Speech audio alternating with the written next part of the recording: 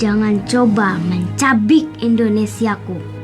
Suara-suara samar nan sumbang, hentikan nyanyian ujaran kebencianmu. Jangan lagi kau tebarkan berita bohongmu. Tak akan putus untayan Bhinneka Nusantara karena tangan dan suaramu.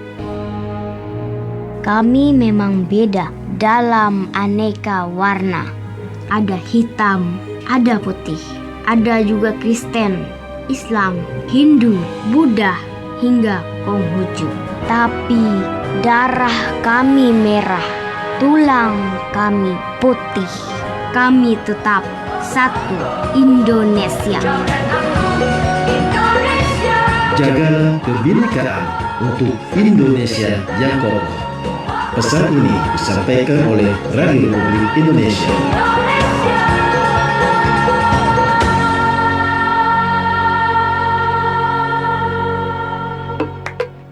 Info Manemna Show. Manemna Show, edisi Cerita Fatma, seorang poluan Polres Merauke yang mendapatkan penugasan sebagai pasukan perdamaian PBB di Afrika Tengah.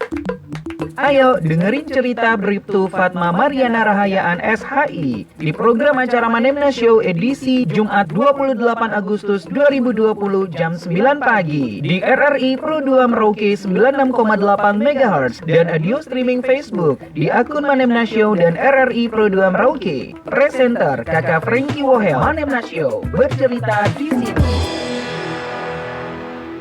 Saatnya program acara Manemna Show bercerita di sini bersama presenter Kakak Frankie Wohel. Manemna Show bercerita di sini.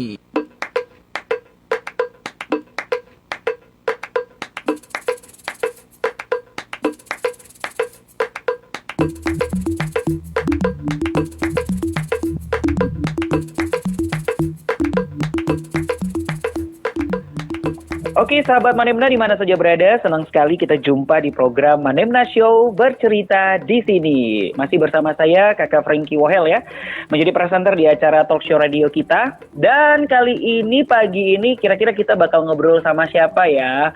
Nah ini sama dia power banget, energik banget. Dan yang pastinya dia punya sebuah prestasi yang saat ini lagi diperbincangkan untuk kita yang ada di Merauke. Karena bisa dikatakan kebanggaan orang Merauke, lebih terkhusus lagi Kepolisian Resort Merauke. Ayo siapa? Pasti udah tahu nih yang udah kepoin di media sosial ataupun juga di beberapa media.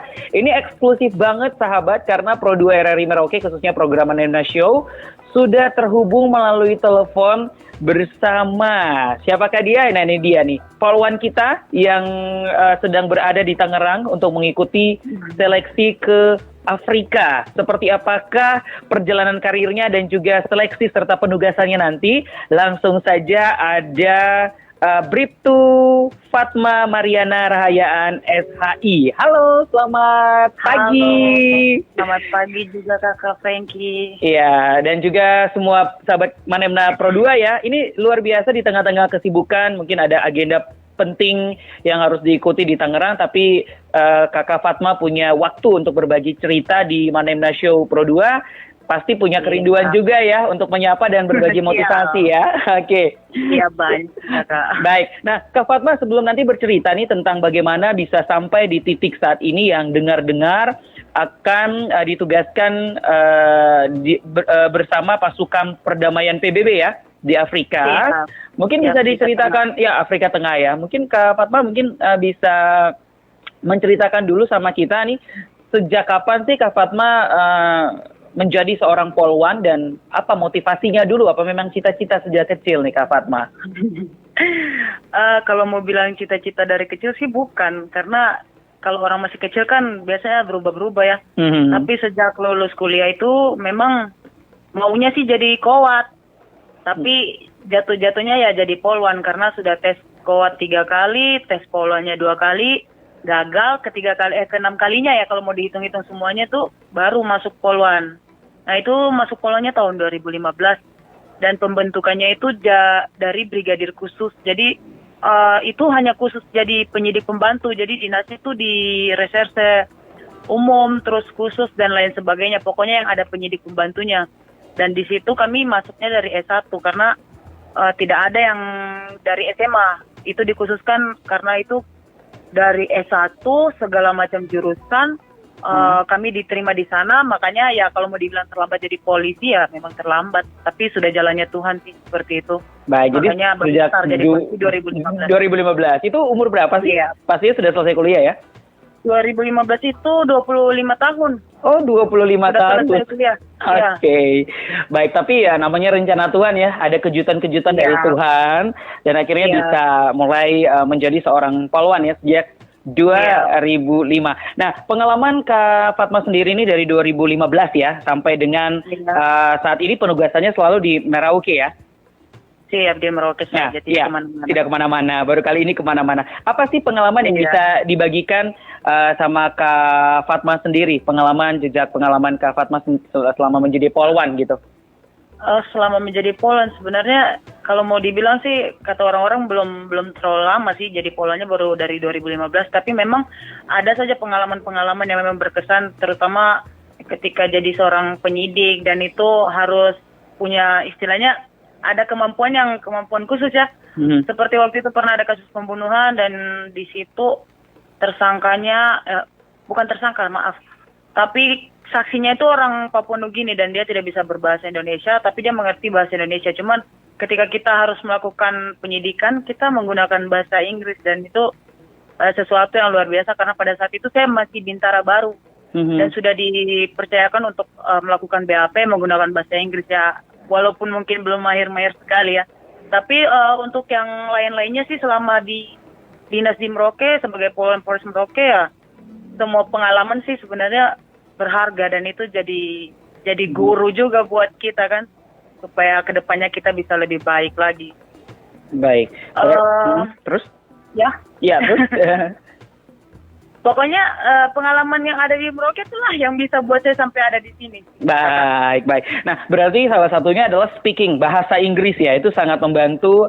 Artinya kita tidak hanya punya jiwa keberanian, tidak hanya punya jiwa mental yang lain, tetapi skill dari segi kemampuan berbahasa Inggris juga itu yang di pribadi dirasakan oleh Fatma menjadi batu loncatan, menjadi mungkin dikatakan ada kepercayaan yang khusus gitu ya. Sehingga bisa menjadi penyidik. Contohnya kayak yang kasus dengan PNJ itu ya, Kak Fatma ya. Iya. Oke, nah, ya baik. Kalau di Merauke sendiri, Kak Fatma tugasnya memang di ini ya, kantor pusat ya, di Merauke ya? Iya, kalau di Merauke memang dinasnya di Polres, bukan di Polsek. Jadi di Polres itu masuk di sementara masih berdinas di Bintara Unit Tipikor. Oke, baik. Ya, mungkin siapa tahu ada yang lagi dengerin baru tahu Kak Fatma punya pengalaman sedikit gitu ya.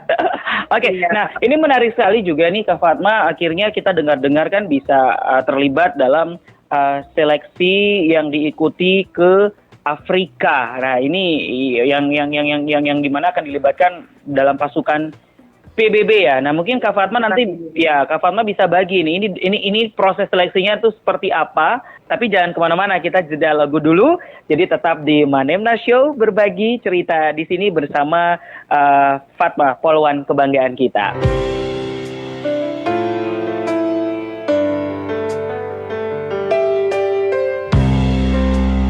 Manemna Show.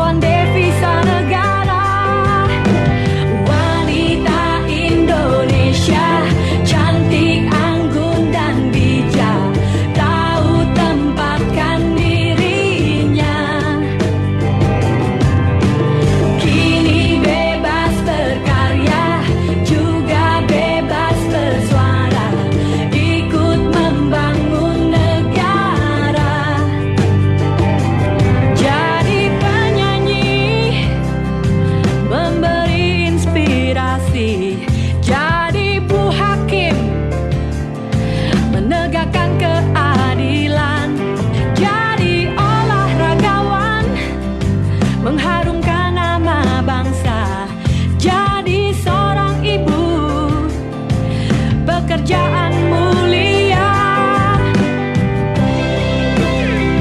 Manem Nasio.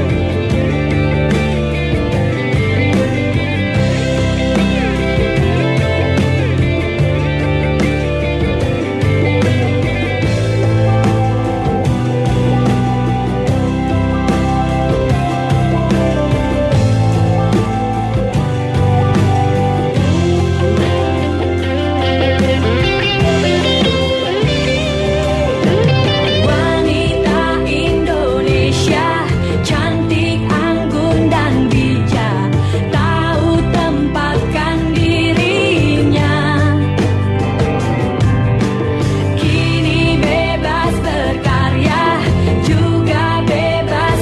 Kini bebas berkarya, juga bebas bersuara, ikut membangun negara. Wanita Indonesia cantik, anggun dan bijak, tahu tempatkan dirinya.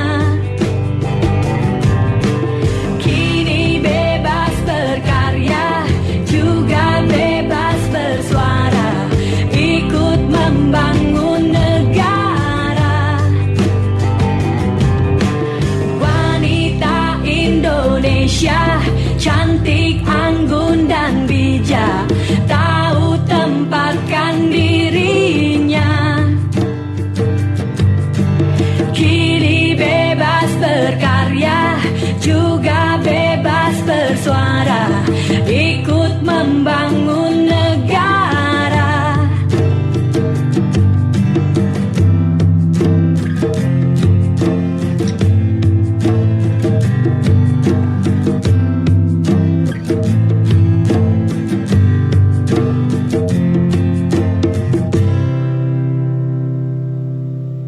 Indonesia. Kehidupanku bermula dari negeri itu. Berjumpa dengan orang-orang yang ramah, santun, dan penuh kasih sayang. Dari sana aku belajar leluhur yang mulia, seperti sikap gotong royong, kerukunan hidup bertetangga, menghargai satu sama lain, sampai pada menjunjung tinggi toleransi umat beragama. Dan semua itu menjadi warisan kami. Wih, puisinya keren banget deh. Apalagi kalau bisa berpengaruh bagi moral anak bangsa. Jauh lebih keren. Ah, yakin. Ya, semoga karyaku berfaedah ya. BTW, orangnya keren tak? GR. Pesan ini disampaikan oleh RRI Pro 2 Suara Kreativitas. Manem Nasio bercerita di sini.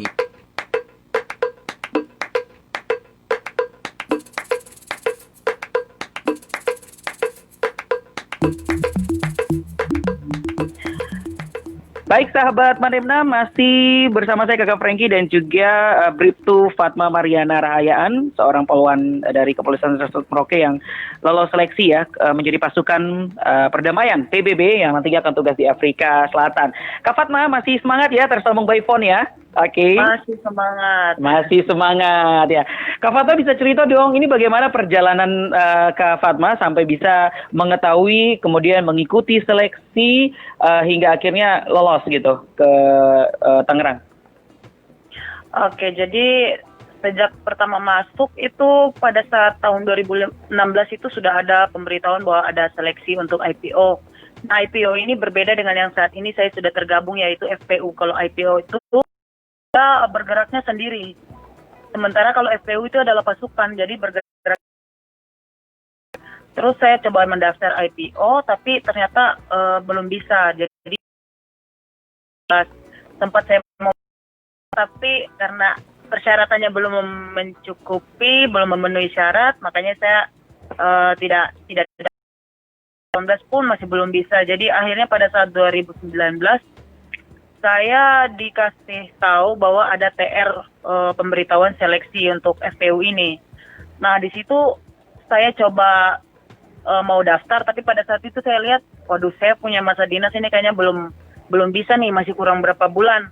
Tapi ada salah satu senior saya, Ripka Novita Krey, ada juga di Polres Merauke.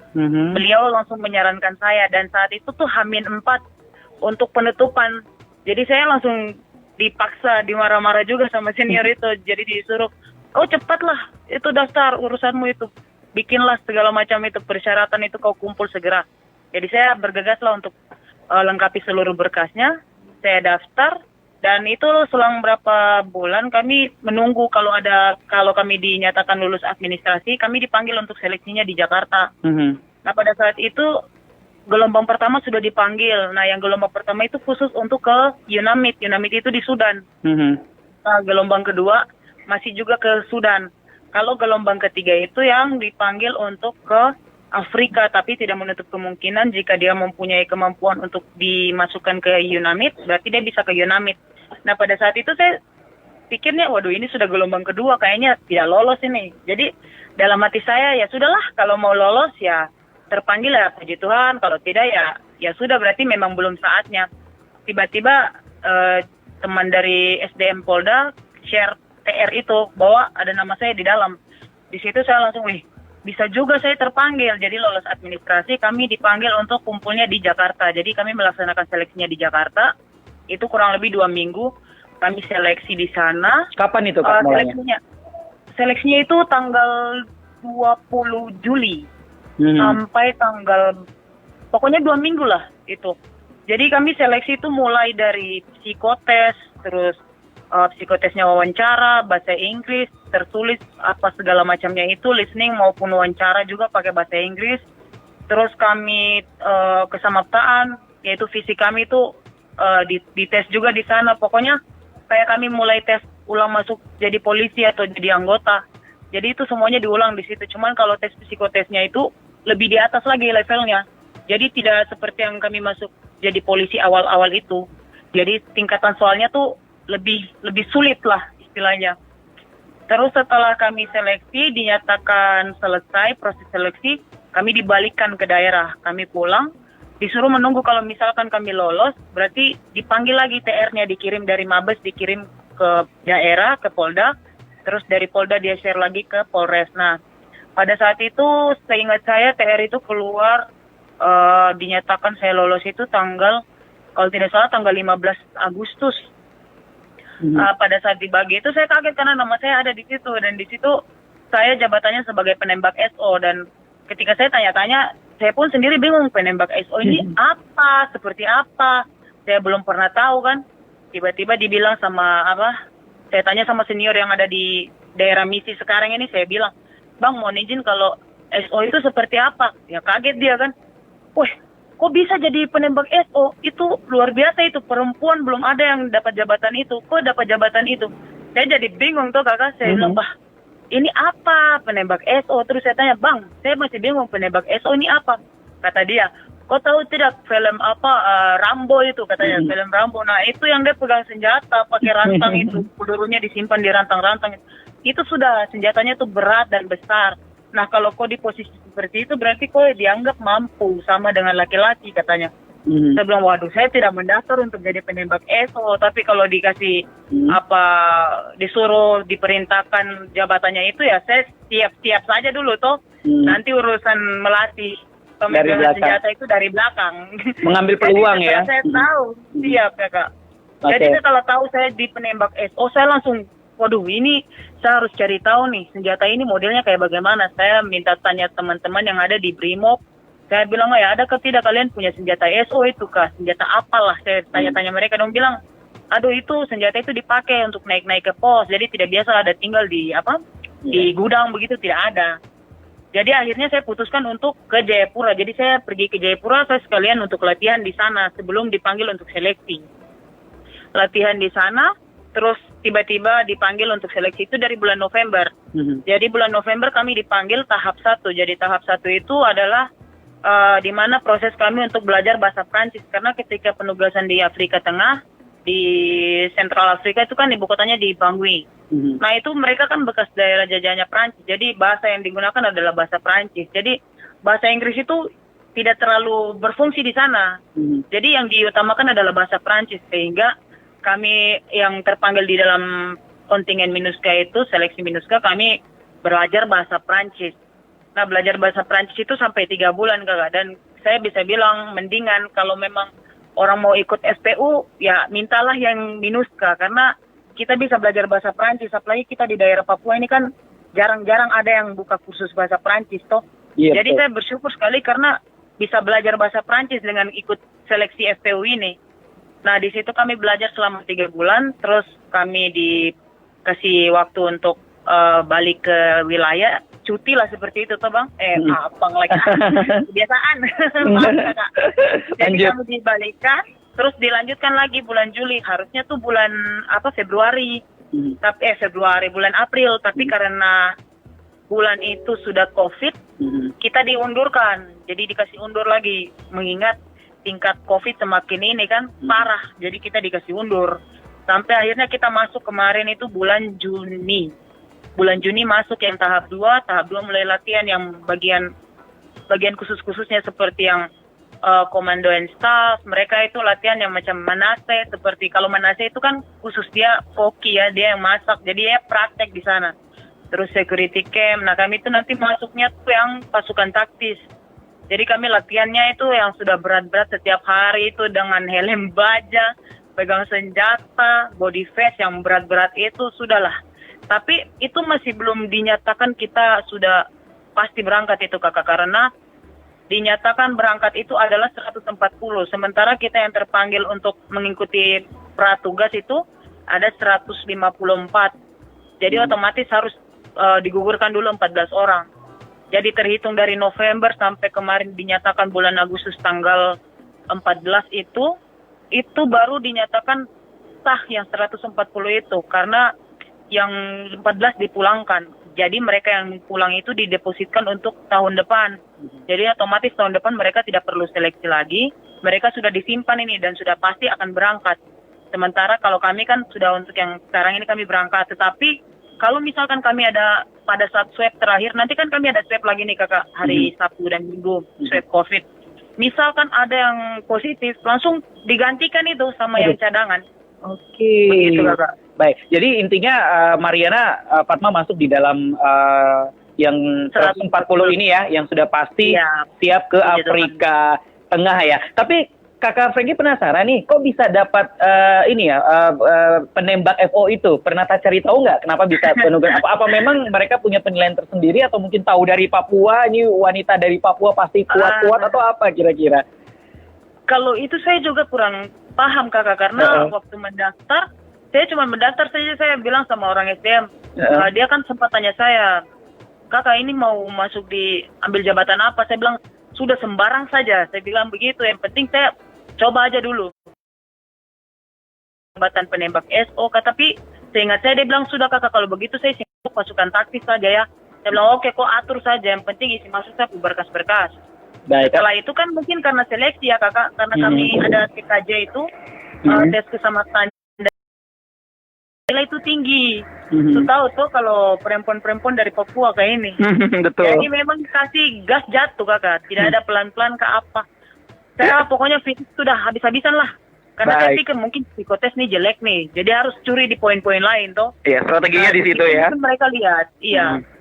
Jadi bahan pertimbangan toh kakak, mungkin di situ makanya dikasihlah saya ke penembak SO. Baik, ini curiga nih pasti badannya Fatma nih tambah berotot sepertinya ya, karena olahraganya kan olahraga yang menggunakan kekuatan fisik ya, dari senjatanya saja sudah berat, kemudian juga stamina dan sebagainya. Nah ini sebuah berkat yang sebenarnya Kak Fatma tidak mau mengabaikan ataupun juga bermain ya, karena tanggung jawab besar mengataskan nama Polres Merauke, wanita Papua dan sebagainya. Nah, bisa diceritakan pelatihan sejauh ini seperti apa saja dan sampai kapan pelatihan ini selesai kemudian akan diberangkatkan ke Afrika Tengah?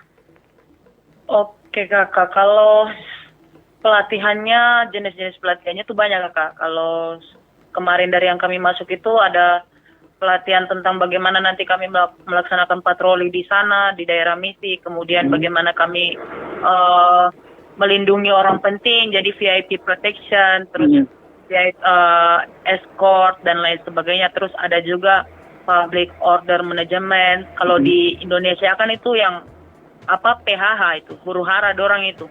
Yang untuk tahan-tahan demo itu kakak. Oke. Iya ya. Ada di situ latihan menembak pun ada. Terus kami lagi refresh lagi latihan bahasa Perancis biar jangan lupa-lupa. Soalnya kalau kita tidak pergunakan bahasa itu bisa lupa. Iya ya. Terus iya kakak. Terus banyak sih Banyak ya. latihannya. Tapi lebih banyak ke Lari fisik pasti. sepertinya ya. Fisik itu Iya, yang paling setiap- banyak ya. Iya, paling banyak itu fisik. Karena Fisik. memang benar-benar supaya, apalagi kakak kalau daerah misi yang kami datangi ini kan baru yang kedua mau dibuka. Jadi kami ini angkatan yang kedua. Nah di sana tuh memang benar-benar dia tuh beda sama yang di Sudan. Karena di sana itu mereka kalau jalan masyarakat sipilnya, jalan yang orang-orang otak-otak hang itulah.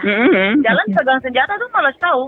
Bahkan pengalaman yang senior yang sementara di sana sempat dia handphonenya tuh dirampas pada saat dia patroli yang Polwan. Baik. Jadi daerahnya benar-benar daerah-daerah rawan. Oh, kalau orang di sini bilang daerah 16 lebih lagi ya. Lebih lagi.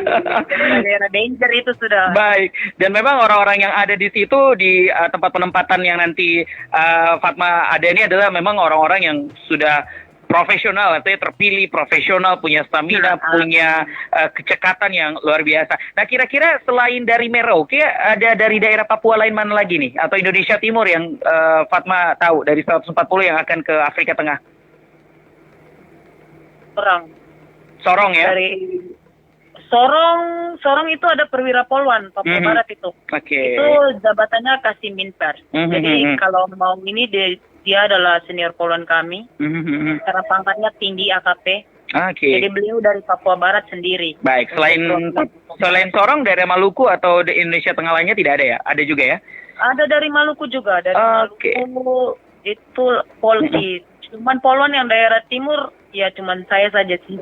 Baik, makanya Fatma langsung trending kayaknya ya jadi pembicaraan di sudah kata media saya, sosial. Gimana begitu, gimana nih? Pernah kaget gak? Karena Fatma kan pasti aktif main Facebook juga nih. Pas lihat, wow muka saya nih. Dia tidak pakai Facebook. Tidak pakai Facebook.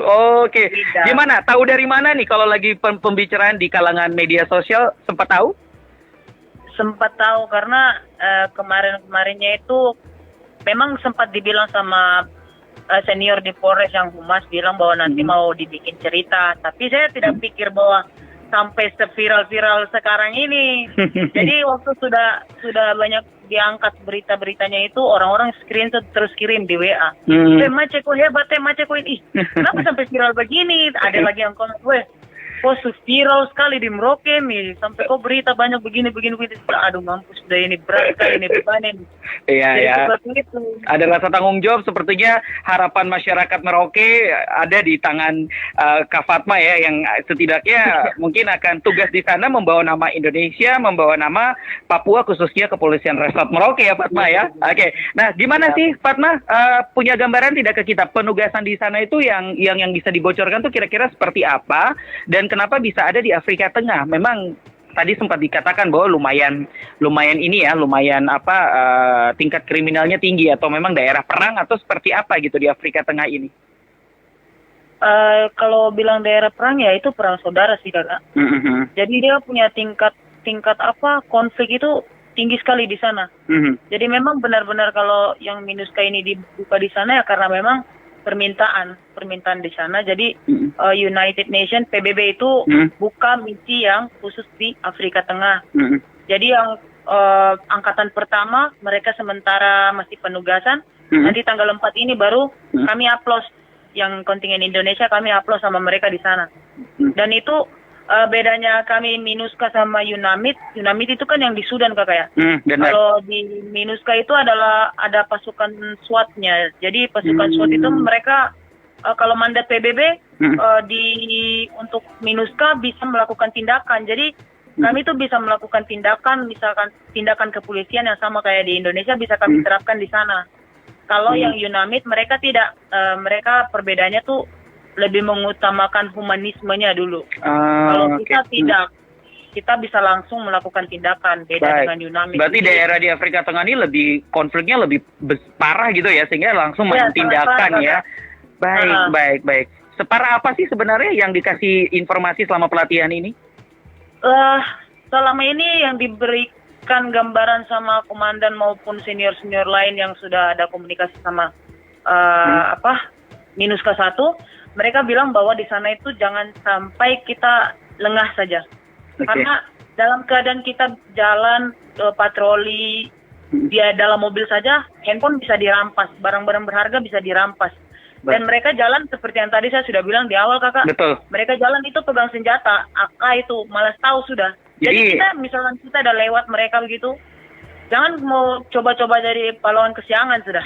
Memang kita punya wewenang ada, kita bisa lakukan tindakan, tapi lihat-lihat juga atau lihat situasi. Jadi jangan sampai merugikan diri sendiri. Baik. Bahkan kadang kita dibilang ya menghindar saja dulu, kecuali ada. Yang penting kan tugas kita di sana melindungi masyarakat sipil, melindungi mengamankan inventarisnya UN seperti itu kakak. Baik, berapa lama rencana penugasan di Afrika Tengah nih? Kalau seperti biasanya tuh 1 tahun lebih 1 bulan, 1 tahun lebih 2 bulan, bahkan mungkin ada yang lebih cepat juga, tergantung sih kakak. Oke, tergantung ya. Oke, berarti nanti kalau selesai penugasan di Afrika akan kembali ke Merauke begitu kira-kira? Atau tergantung nanti ya, siapa tahu ada pengangkatan biasanya gimana sih yang Fatma tahu? Biasanya kalau sudah selesai penugasan ya kembali ke daerah kita berdinas sehari-hari, jadi balik ke Merauke. Seperti biasa ya. Ada tidak respon dari Kapolres begitu atau dari teman-teman polisi dan keluarga dengan sebuah prestasi kesempatan ke Fatma nih bisa menjadi pasukan perdamaian PBB di Afrika Tengah? Rata-rata sih kalau dari Polres responnya semua positif kakak. Semua memberikan dukungan, memberikan doa, semoga sampai di sana baik-baik dan bisa kembali. Pokoknya ya mengharumkan nama Polres Merauke lah, karena dari Polres Merauke ini kakak. Karena mungkin baru satu orang ya dalam sejarah Polres Merauke yang Fatma tahu ya? Setahu saya begitu sih kakak. Oke, perdana perempuan lagi ini luar biasa ya. Poluan lagi ya. Oke. Tapi memang yang masuk dalam pasukan perdamaian ini perempuan banyak atau laki-laki yang banyak atau memang gimana? Jadi begini kakak, pada tahun-tahun dulu itu belum ada poluannya. Cuman sejak tahun kemarin, sejak tahun 2018 atau 19 itu mulai dibuka untuk yang FPU ini boleh ada poluan. Jadi kalau poluan-poluan yang sebelumnya itu ada juga dari Papua, dari PT Papua ada 2 orang, satu di UNAMID, satu di MINUSCA. Nah, hanya bedanya kuota poluan itu lebih sedikit dibanding kuota Polki. Jadi Polki misalkan ada 100 sekian, poluannya dapat jatah 14. Kalau kami sekarang jatahnya kami ada 16 poluan. Baik, berarti ke depannya bisa saja ada poluan berikutnya dari Merauke, begitu ya? Itu yang saya harapkan, kakak. Baik, berarti kita tunggu nanti kalau Kak Mariana balik, Kak Fatma balik ke sini harus ada motivasi ya, dan juga mungkin penyemangat ya kan untuk adik-adik yang ada di Polres Merauke. Oke, Fatma, nanti kita akan kembali di sesi yang terakhir, mungkin ada pesan, ada harapan yang ingin dibagikan ya untuk anak-anak di Merauke. Jangan kemana-mana, sahabat Manemna, kita akan jeda lagi, tetap bersama berbagi cerita bersama Bribtu Fatma Mariana Rahayaan, seorang Polwan Polres Merauke yang siap ditugaskan ke Afrika Tengah untuk menjadi pasukan perdamaian PBB. Sesaat lagi kami kembali.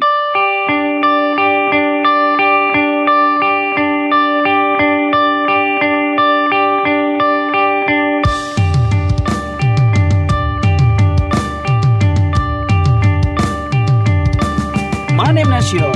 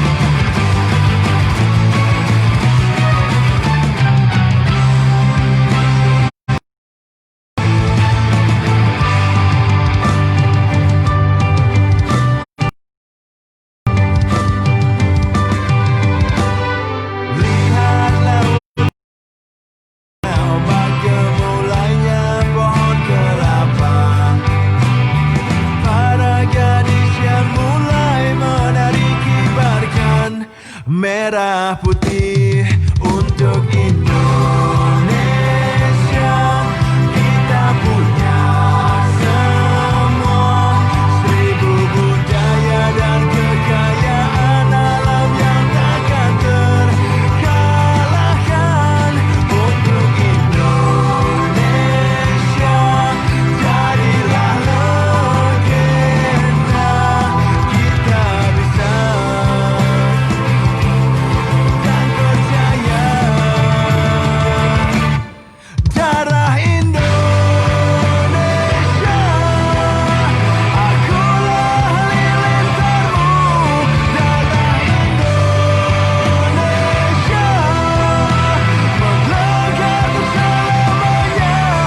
Darah Indonesia, walau badai menghadang kau takkan pernah hilang. Walau badai menghadang.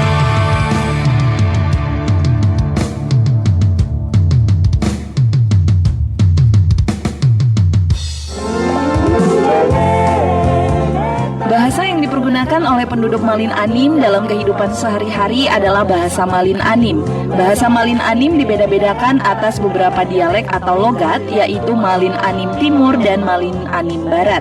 Di Kampung Kum dan kampung-kampung pedalaman Okaba serta di daerah-daerah pedalaman Sungai Kum, Sungai Mbian, Sungai Maro menggunakan dialek bahasa tersendiri. Sukses akan kita peroleh ketika kita menekuni pekerjaan itu dengan totalitas dan tidak mengukur penghasilan serta fasilitas yang akan kita dapatkan. Sukses berarti berani menanggung risiko sebagai konsekuensi dari pekerjaan kita dan terus berjuang dengan tidak menghindari risiko tersebut. Sukses juga perlu adanya pembenahan, pembaharuan yang profesional dan menghemat waktu. Pesan layanan masyarakat ini diproduksi oleh Radio Republik Indonesia Merauke. Manem Nasio bercerita di sini.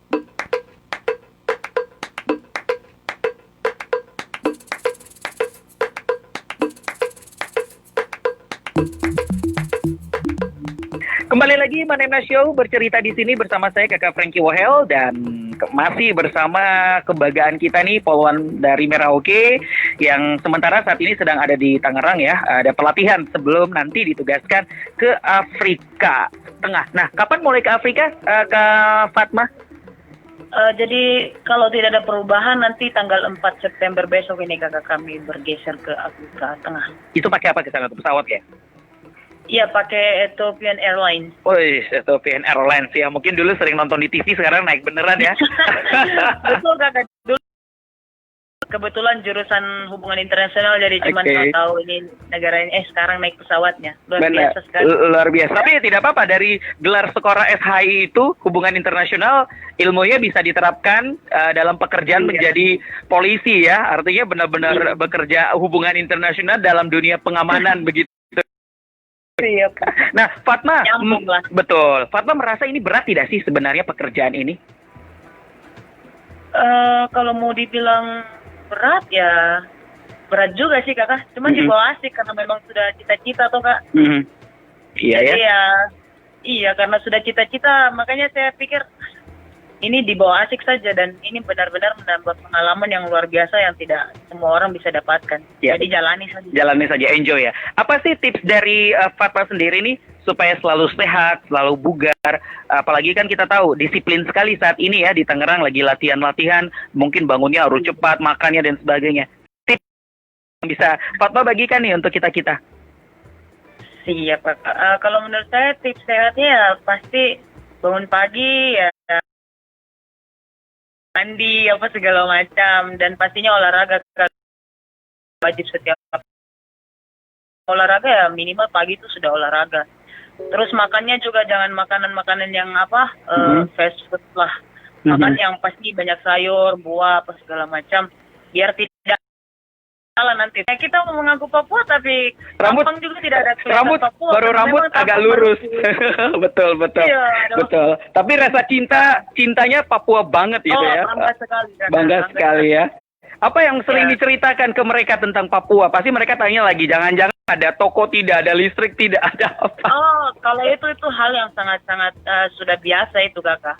Iya ya. Jadi kalau mereka sudah tanya di Papua itu kayak bagaimana, saya cuma bilang aja di Papua itu kapan punya sebuah tanggung jawab yang besar begitu kan, dan pasti doa restu dari masyarakat Merauke, khususnya sahabat Manemna nih yang lagi dengerin Pro 2. Apa yang ingin Kak Fatma sampaikan untuk sebuah pengabdian di pengabdian dunia ya, mengataskan nama pasukan dari Indonesia atau Merauke? Yang pertama sih saya minta doa dan dukungannya, semoga pada saat menjalankan tugas nanti kami semua bisa menjalankan tugas dengan baik tanpa kekurangan satu apapun, terjauh dari cedera, mara, bahaya, bahkan maut. Dan senior-senior saya di Polres Merauke, terima kasih juga doa dan dukungannya. Saya tidak bisa sebutkan satu persatu, tapi yang spesial untuk kakak saya, kakak Novita Gray, mungkin nanti kakak Novita bisa dengar. Itu motivator terbaik saya itu kakak Frankie. Baik. Polres. Luar biasa. Untuk komandan pun, semua komandan terima kasih juga yang sudah mendukung saya, terima kasih banyak. Baik. Saya akan jaga nama baik Polres Merauke, bangga Polres Merauke, dan akan bikin bangga juga Polda Papua. Dan masyarakat Merauke khususnya. Dan masyarakat Merauke, masyarakat Aninha khususnya. Baik, kita berharap Fatma bisa kembali ya dengan sehat dan selamat. Kak Fatma, terakhir lagi dong, ini kan perempuan dari Papua nih Merauke. Apa sih motivasi buat perempuan-perempuan Papua? Artinya biar kita polisi, kita nih perempuan jadi polisi, tapi kita juga bisa dipercayakan sampai bisa ada penugasan perdamaian dunia begitu.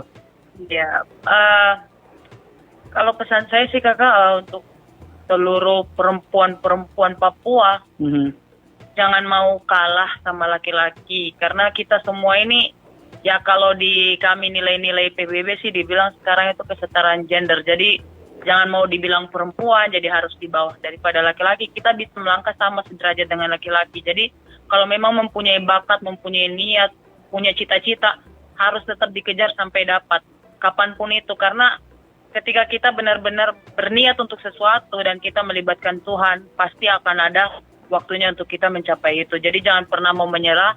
Kalau lihat orang lain bisa, kenapa kita tidak bisa?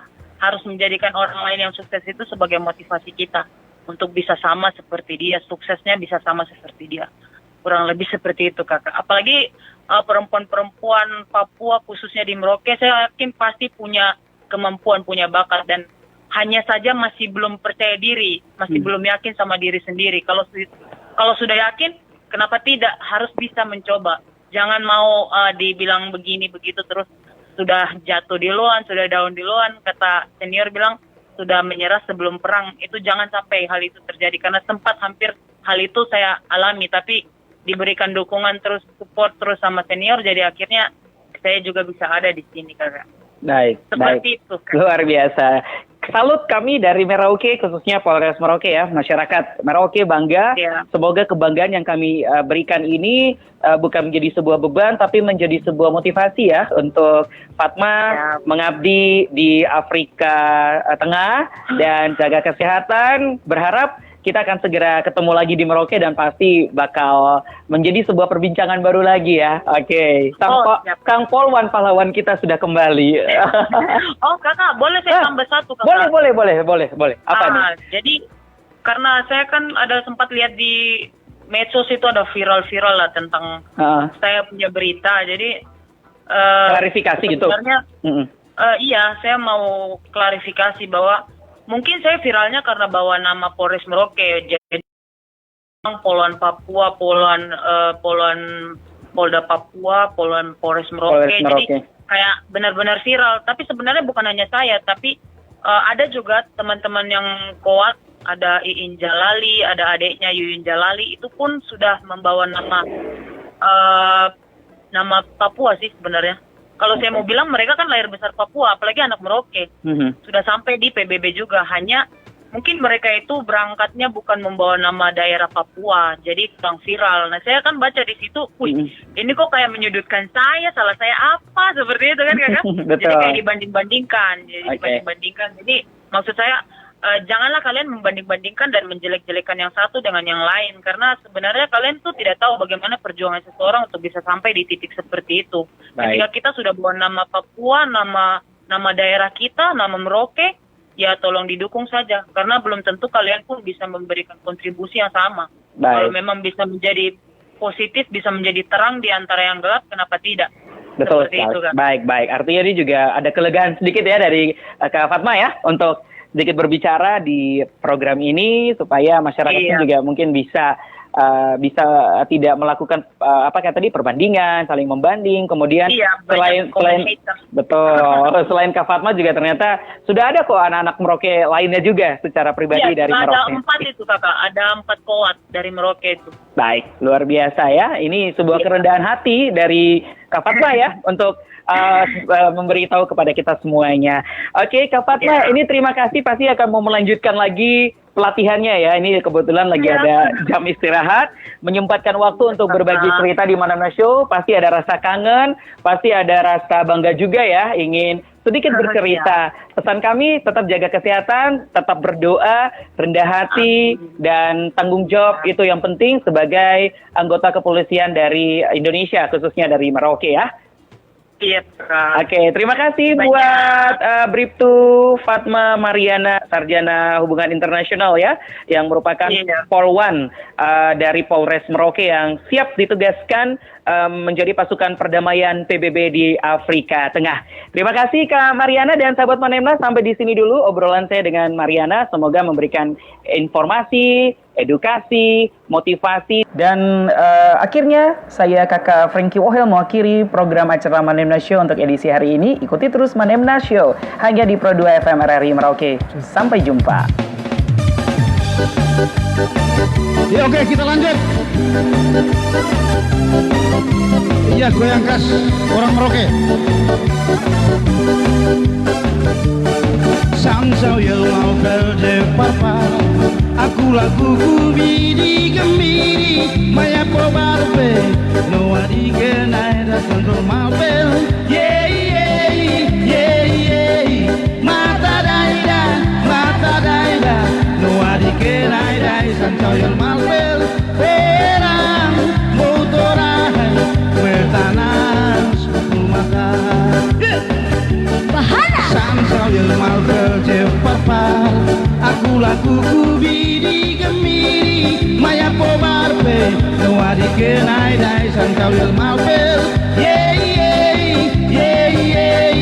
mata daida, no adi kenai dai samsau yang mau bel, perang utorai, bertanas pukul mata. Iha, dero.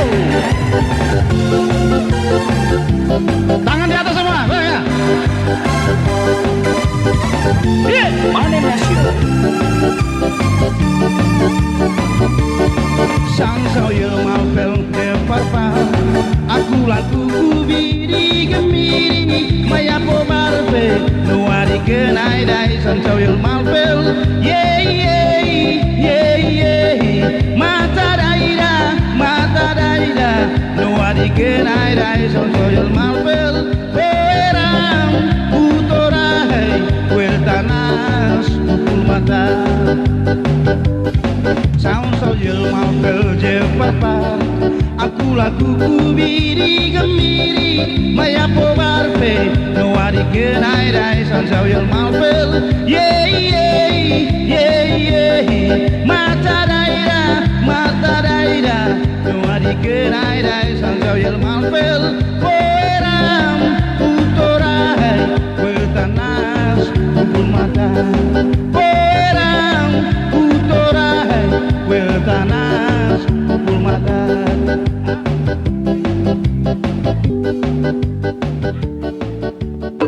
Terima kasih, kamu sudah mengikuti program acara Manemna Show, bercerita di sini.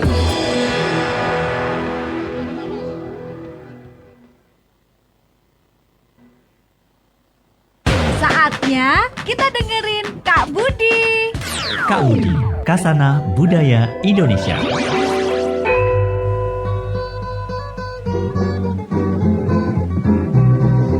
Sahabat kreatif, perempuan senang sekali memakai tas, termasuk mungkin ibu dan saudara perempuanmu, atau bahkan kamu sendiri.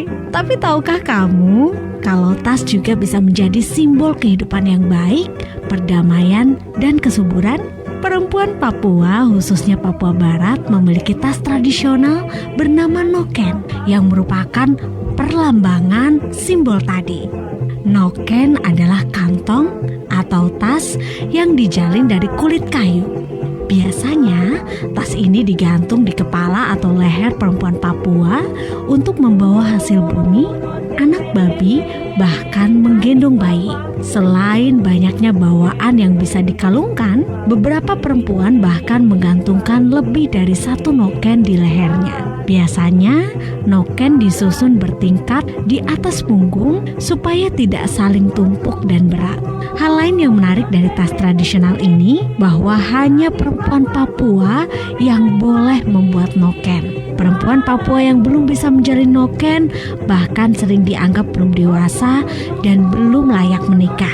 Kenapa laki-laki tidak boleh membuat noken? Karena seperti yang sudah dikatakan di awal, noken adalah simbol sumber kesuburan kandungan seorang perempuan. Berbagai suku di Papua dan Papua Barat menyebut noken dengan berbagai nama. Kayu yang digunakan sebagai bahan baku juga berbeda-beda. Ada kulit kayu pohon manduam, pohon nawa, bahkan anggrek hutan. Noken dari bahan anggrek ini terkenal di Paniai dan nilainya sangat tinggi.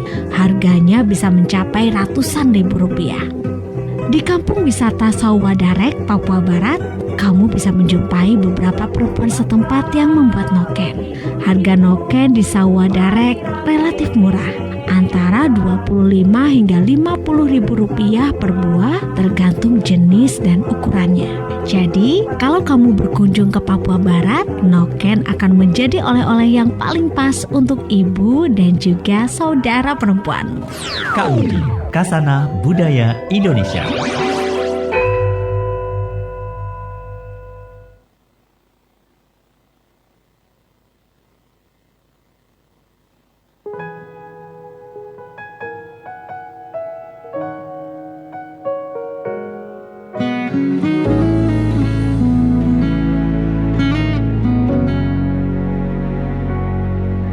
RRI